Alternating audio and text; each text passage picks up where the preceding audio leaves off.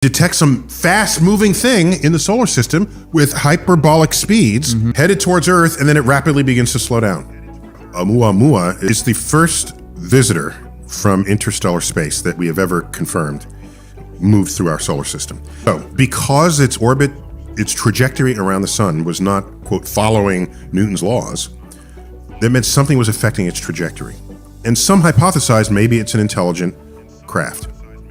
If there's not actual aliens on it, maybe there are active navigational tools on it that go into autopilot as they near a star. And it is trivial to learn whether it belongs here or comes from elsewhere.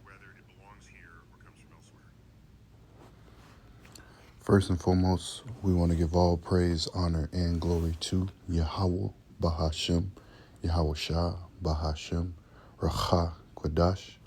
Double honor and salutations to the apostles and elders of Great Millstone.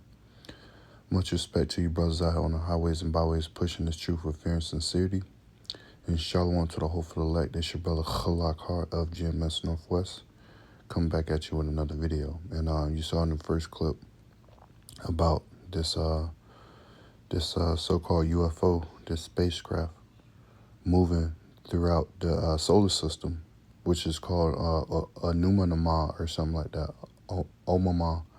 It means messenger from afar in Hawaiian language or whatnot. But us in the know, us in the now, we perceive it to be a chariot of the Heavenly Father and His only begotten Son. You know, because the Lord is going to enter this atmosphere after that war in heaven. Is going to enter this atmosphere with thousands and thousands of chariots, and they're going to be coming to dismantle all of the United States, or put, concentrated fire laser beams, throughout the earth, but primarily here in the United States of America, the North Country, where the children of Israel also will be delivered. The elect of the nation of Israel will be delivered. That's 144,000, 12,000 from each tribe. And then 1/3 women and the children will be delivered out of the land of Babylon, and parts of the world. But like I said, mainly here in Babylon will the deliverance come. And there's been a lot of talk about, UFOs, so-called UFOs, spaceships, and them coming into this atmosphere. And this one that came in 2017, this Oumuamua, it passed through the atmosphere, and it was being navigated. It was being controlled. It wasn't just a space rock floating through the air or a comet. Somebody was inside of it, or something was inside of it, and controlling, its navigation. And we know that to be, the Most High and his angels, riding in those vehicles. But this article here from CTV News, Vancouver, Canada. Chances of alien abduction highest in these Canadian cities, says Gambling Odds website. It says just in time for World UFO Day, which was yesterday, the 2nd of July, which I wanted to do this lesson yesterday, but, I'm in the spirit now. Just in time for World UFO Day, a lighthearted list based on historical data figures that Toronto, Calgary, and Vancouver are the Canadian cities with the highest odds of being abducted by aliens. And we know through the scriptures that the Lord is going to come and get his elect from the four winds of the earth, but primarily here in Babylon. This is Matthew 24. Go straight to it.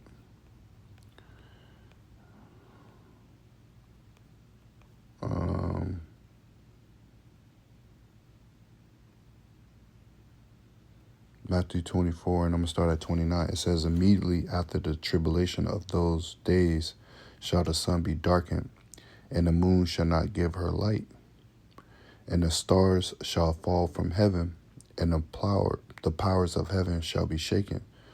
So immediately after the tribulation, remember Jacob's trouble, was starting to, ramp up, starting to, show more and more signs of you so-called blacks, Latinos, and Native Americans going through that gauntlet, and the elect being tried as gold in a fire.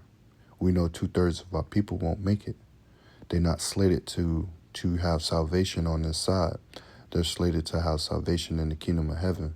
Be, the law, statute, commandments written in all our inward parts. Be cleansed of what they did in Babylon the Great, having to remember their sins and how they forsake the gospel, the message, the prophets, the Lord, But immediately after the tribulation of those days, all out World War III, mandatory implantation of the Michael C. Hip, Jacob's trouble, civil war, natural disasters, 1,000 ways to die or be deleted, wild T for wild beasts. All of that's going to be happening. Not only that, those 200 million missiles falling on the land of Babylon, along with these laser beams coming from these ships. All of that's going to be taking place in that earthquake that happens, right? That talks about in Revelation. And the moon should not give her light, or the sun should be darkened and the moon should not give her light. And the stars shall fall from heaven. What is those stars? Those missiles. Like the untimely of a fig tree when the figs fall untimely. That's those nuclear missiles falling from the sky. And the powers of heavens shall be shaken, because remember there was a war in heaven.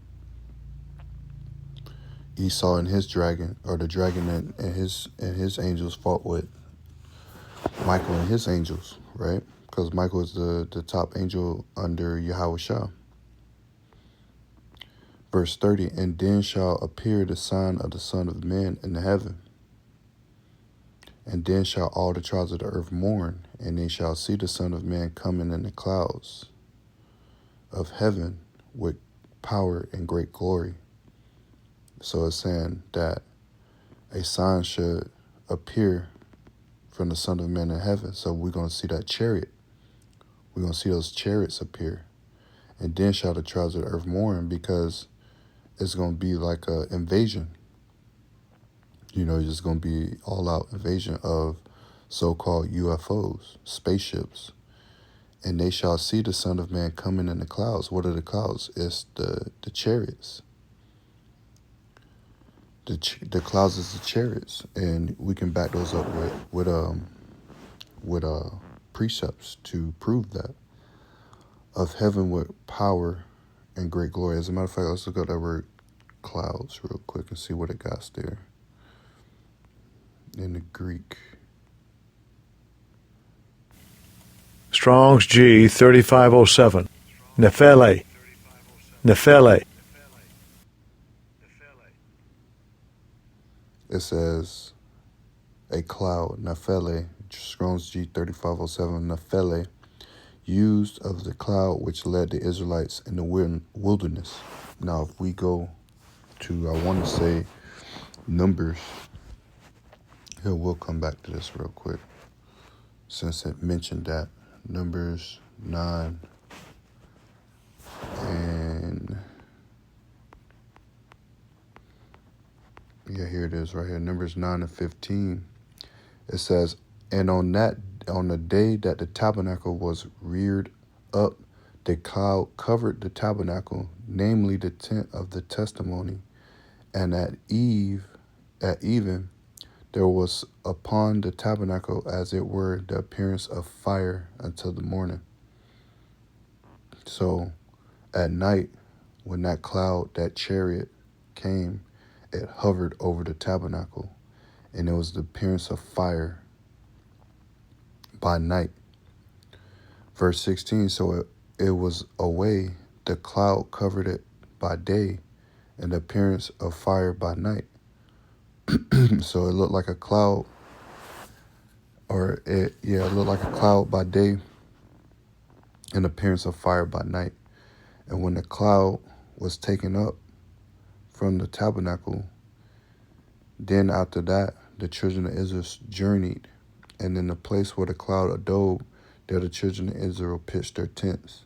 And the commandment of the Lord Yahweh Shem Yahshua, the children of Israel journeyed in the commandment of the Lord Yahweh Shem Yahshua they pitched, as long as the cloud abode upon the tabernacle, they rested in their tents.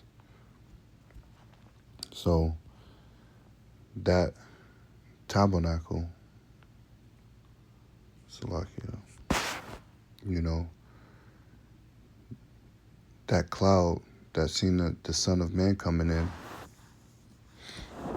it's talking about chariots. It's talking about the vehicles, the space vehicles that the Lord and the angels are going to be riding in. I'm going to read Matthew 24:30 again. And then shall appear the Son of Man in heaven, and then shall all the tribes of the earth mourn, and they shall see the Son of Man coming in the clouds of heaven with power and great glory. And he shall send his angels with a great sound of a trumpet, and they shall gather his elect from the four winds, from one end of heaven to the other. So this article, like it just said, right? It said that just in time for World UFO Day, a lighthearted list based on historical data figures that Toronto, Calgary, and Vancouver are the Canadian cities with the highest odds of being abducted by aliens. Now, don't get me wrong. I'm not saying that those cities won't have the elect in them. I'm not saying that. But to say that all of them going to be, majority of, because they get the most sightings, that the highest abduction is going to come out just these three cities, when the UFOs, the so-called UFOs, are around the whole, the entire globe, entire Earth. And this was compiled by a Canadian sports betting, which crunched the numbers on unearthly sightings from the National UFO Reporting Center. So this is a bet. Clearly people don't understand what they're talking about, or what's going on. It says, for me, I think maybe the aliens are fans of skiing, joked Ben Mendelezowitz, digital PR manager and analyst with Canadian sports betting. I got a friend in Vancouver who said there are a lot of weird, wonderful, colorful folks living there. Maybe that's what draws them in. Yeah, the Lord going to destroy their ass. Colorful folks. There are hundreds of sightings reported in Canada every year, many around the world, and most can be explained. Even so, many remain unsolved and admittedly stumped at the U.S. Pentagon and NASA, which now investigates what is called UAPs, unidentified anomalous phenomena.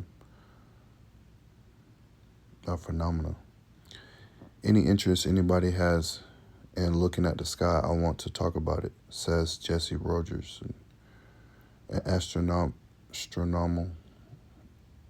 and assistant professor at York University Department of Science, Technology, and Society.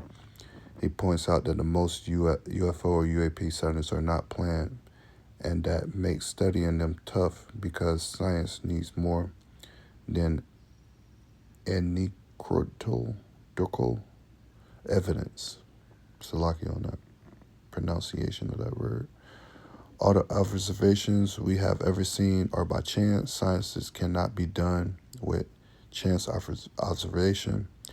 You need to have a dedicated study, he said. World UFO Day is designated to raise awareness and is celebrated on June 24th or July 2nd. So, they want more information to study, but all the information that's in the scriptures. You know, like I was saying that the Lord, you know, is going to come and deliver his children out of the land of the north. I believe that's, hold on, Salakia. Jeremiah 23, maybe. Bear with me.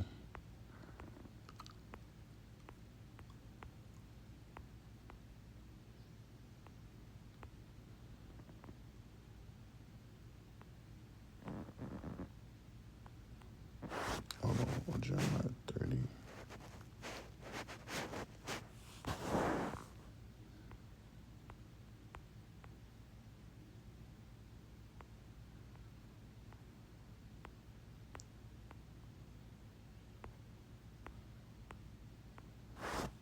Bear with me. Land of the north.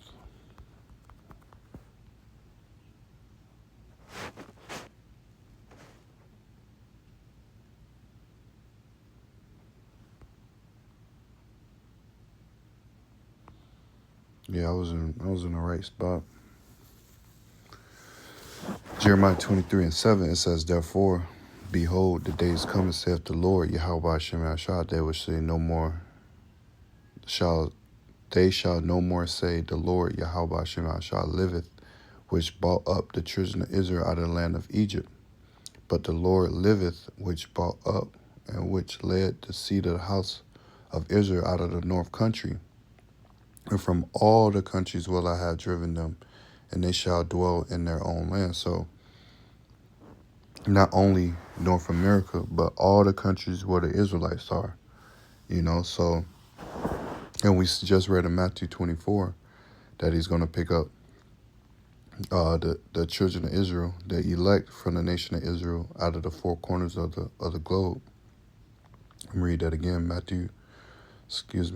Jeremiah 23:8. But the Lord Yahweh Shem Yahshua liveth, which brought up and which led the seed of the house of Israel out of the north country, from all countries will I have driven them, and they shall dwell in their own land. Because this understanding is only for the elect of the nation of Israel, the seed. If we go to here, I'll come back to that real quick. If we go to Isaiah 59, because only the seed is talking about this, right?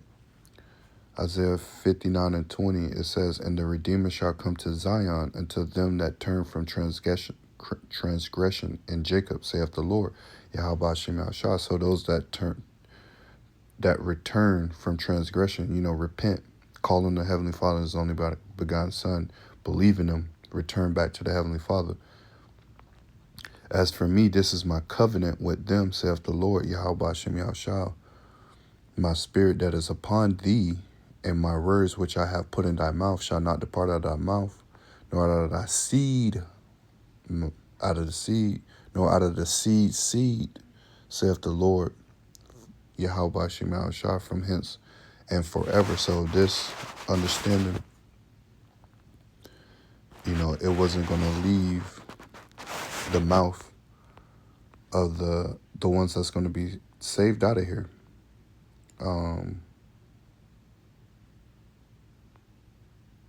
So like that's in Jeremiah 23.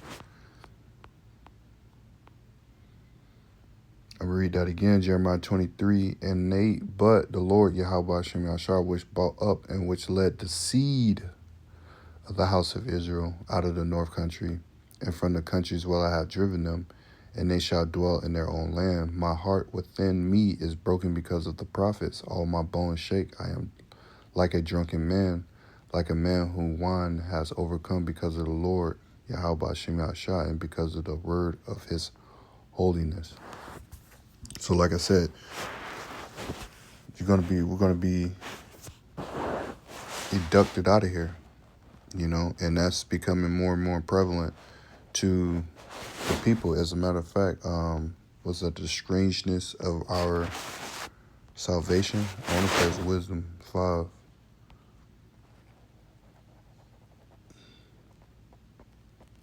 Is it?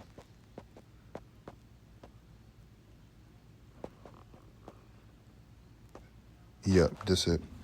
Wisdom of Solomon 5:1. It says, "Then shall the righteous man stand in great boldness, because of before the face of such as have afflicted him, and made no accounts of his labor." Yeah, they made no accounts of our labor in slavery and what they did to us. I just saw a video of about Texas Chainsaw Massacre, man, and how they used to, that was the slave owner on the plantation killing Jake with chainsaws and then wearing his face and then sodomizing him, man, in front of his wife and children and pulling the baby out of the stomach and stumping the baby head. We haven't forgot about that, man. I'm going to read that again. "Then shall the righteous man stand in great boldness before the faces of such have afflicted him." Yo, the brothers out there on the highways and byways, our spirits are ancient. Our spirits have been here before. So we're looking at the same monsters, demons, and devils that has afflicted us over the generations and years. We just don't have no remembrance of it because there's no remembrance of things from the past, and made no accounts of his labor. When they see it, they see it, see what? They shall be troubled with terrible fear, and shall be amazed at the strangeness of his salvation, so far beyond all that they look for. Yeah, the strangeness of salvation, because you would think somebody that's saying they're going to be abducted by aliens, they're going to be changed in the twinkling of an eye, they're going to have superpowers, and they're going to take over the earth. You can be like, "What you smoking on?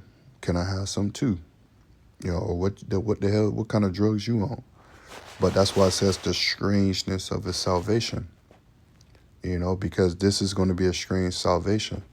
It's going to trump the one that happened in Egypt, Don't that say that in Jeremiah when I was reading that? 23, Salakia.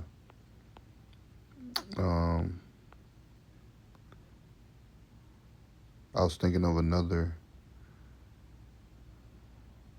Yeah, the Lord liveth, which brought the out of the north.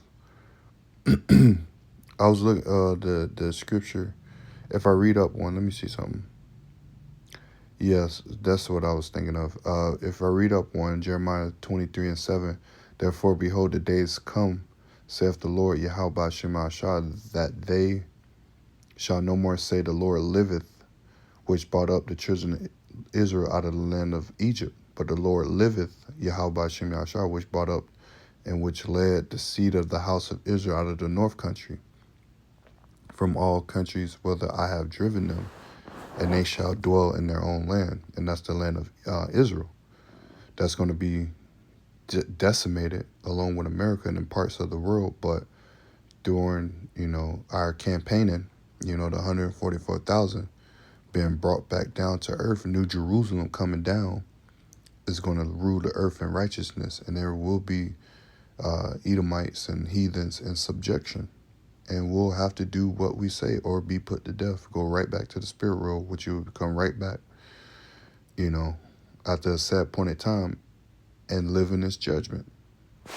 Because it's time. It's time. Let me get this Isaiah 26. Because it's all dealing with the deliverance. Isaiah 26 and verse 20, "Come, my people, enter thou into thy chambers, and shut the doors about thee. Hide thyself as it were for a little moment, until the indignation be passed over."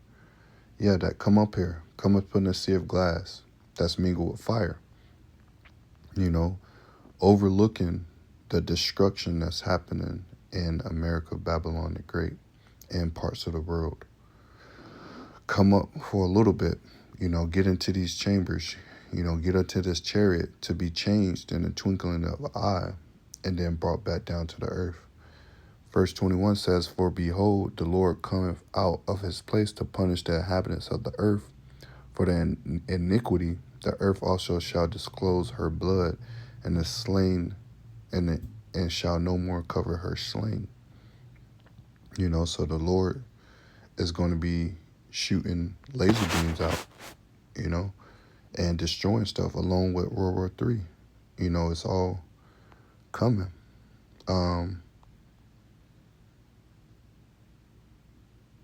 I start at the top. Isaiah 60:1. The point is in verse 4. Arise, shine, for thy light is come, and the glory, this Isaiah 61. Arise, shine, for the light has come, and the glory of the Lord, Yahweh Shemashah, is risen upon thee. For behold, the darkness shall cover the earth, and gross darkness the people. But the Lord Yahweh Shemashah shall arise upon thee, and his glory shall be seen upon thee. So this gross darkness, this darkness about, they don't know about these so-called UFOs that's coming to fight, and Esau, banding up and fighting the so-called chariots. So people are in gross darkness. They don't understand. They don't even put two and two together. They think it's, oh, that's just happening in movies. No, this will happen in our reality. This will happen. You will see this in your lifetime. It says, and the Gentiles shall come to thy light, and the kings of the brightness of the horizon. It says, lift up thy eyes around about, and see all they gathered themselves together, and come to see. Thy son shall come from far, and thy daughter shall be nursed at thy side. Salakia. I don't even think that was it. I think the point is in 8, Salakia, not 4. Verse Isaiah 60 and 8, it says, who are these that fly as a cloud, and as the doves of their windows? Those eyes, because the chariots has a lot of windows on it. You can read about that in Ezekiel, the 1st chapter. Who are these that fly as a cloud, and as the doves as their windows? These talking about the chariots coming to deliver. And it also, as they delivering, it's that curse, right? Zechariah 5. Zechariah 5 and 1, then I turned and lifted up my eyes and looked, and behold, a flying roll. And he said unto me, what seest thou? And I answered, I say a flying roll. The length thereof is 20 cubits, and the beneath thereof is 10 cubits. Then said he unto me, this is the curse that goeth forth over the face of the whole earth. For everyone that stealeth shall be cut off, as on this side according to it, and on every one that sweareth shall be cut off, as on that side according to it. Who stole? Esau stole.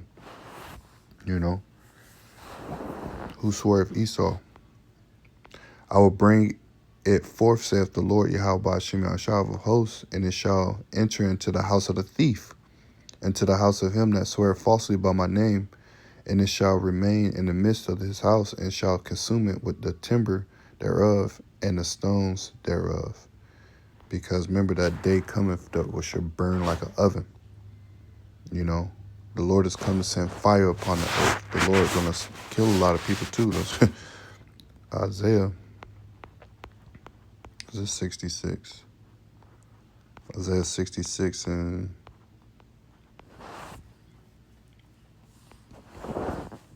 we start at 14. Isaiah 66 and 14. And when ye see this, your heart shall rejoice, and your bones shall flourish like an herb. And the hand of the Lord shall be known towards his servants, and his indignation towards his enemies. Yeah, that balance, that deliverance, and also the tribulation or the indignation towards the enemies. There's no rest for the wicked. It says, for behold, the Lord Yahweh Shemashah will come with fire, and with his chariots like a whirlwind, to render his anger with fury, and his rebuke with flames of fire. For by fire and by his sword will the Lord Yahweh Shemashah plead with all flesh, and the slain of the Lord Yahweh Shemashah shall be many. So the Lord is going to come with fire and with his chariots like a whirlwind, to render his anger with fury, and his rebukes of flames of fire. For by fire and by his sword will he plead, will the Lord plead with all flesh, and the slain of the Lord shall be many. They that sanctify themselves and purify themselves in the gardens behind one tree in the midst, eating swine's flesh, and abomination and the mouse shall be consumed together, saith the Lord. You eating pig and detestable things and abomination, you will be destroyed in this fire. The Lord will put you to death, because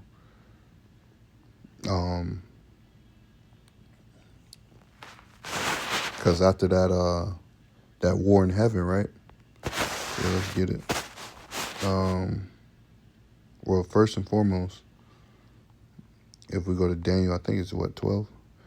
And that time Michael shall stand up, the great prince was standing up for the children of thy people. And there shall be a time of trouble which never was since there was a nation, even to the same time, at that time thy people shall be delivered, everyone that shall found written, everyone that shall be found written in the book. So that time of trouble, that's when Jacob's trouble. But that's when Michael and them are going to stand up, right? As a matter of fact, I'm sorry. Let me go to this. Revelation 12 and 7. And there was a war in heaven, and Michael and his angels fought against the dragon, and the dragon fought and his angel, and prevailed not, neither was their place found in any more in heaven. And the great dragon was cast out, that old serpent, called the devil Satan, which deceiveth the whole world. He was cast out of the earth, and his angels were cast out with him. Now, if we go to 2nd Esdras 13, and it's starting at the top, and it came to pass after 7 days I dreamed a dream by night, and lo, there rose a wind from the sea, that it moved all the ways thereof. And I beheld, and lo, that man waxed grown with the thousands of heaven. And when he turned his countenance to look, all the things trembled that were seen under him. That he waxed grown with the thousands of heaven, right? If we go to, I'm going to come back to this, I'm just trying to pair it up so you get a better, understanding.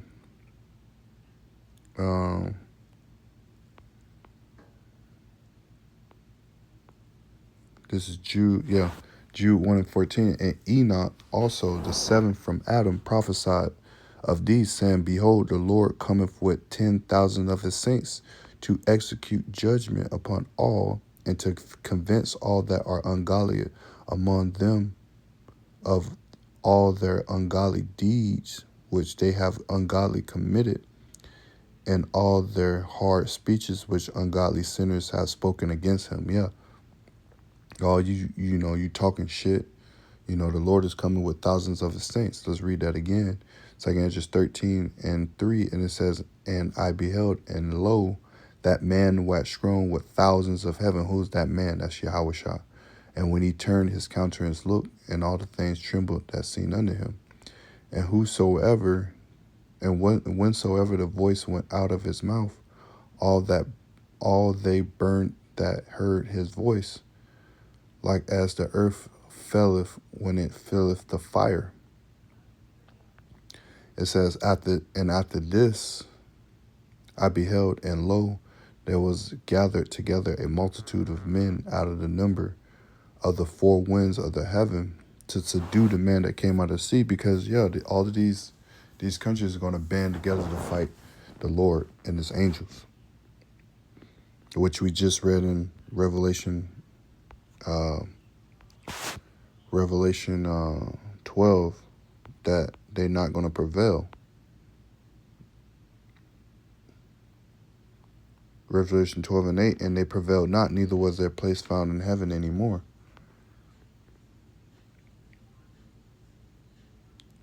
Verse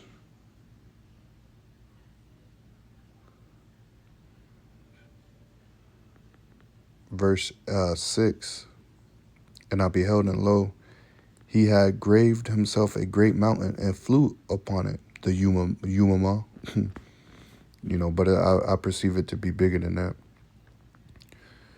Messenger from afar. Verse 7, but I will have seen the region or place where out the hill was graven, and I could not. After this I beheld, and lo, all they which were gathered together to subdue him were sore afraid, yet durst fight. And lo, as he saw the violence of the multitude that came, he neither lifted up his hand nor sword or an instrument of war. Going back to verse 8, it said they was so afraid, but they still fought. The Lord is going to put the spirit on them, because that's already Esau's spirit anyway. You're going to be afraid, but he's going to be, let's go to war. We're going to, this is for the country, blah, blah, blah. Shut that shit up, Esau. Verse 10, but only I saw that he sent out his mouth as it had been a blast of fire, and out of his lips a flaming breath, and out of his tongue he cast out sparks and tempests. And they were all mixed together, the blast of fire, flaming breath, and a great tempest. It fell with violence upon the multitude which was prepared to fight, and burnt them up every one, so that upon a sudden of an innumerable multitude nothing was to be perceived, but only dust and smell of smoke. When I saw this, I was afraid. Could you imagine having that vision of that battle going on, and you watching it and you can see it, and how frightening that may be because of the powers that be? It's a scary sight. Scary sight. So, we can go on and on and on and on, but, I'm going to stop it right there. And I hope you was edified. I hope you got something out of this.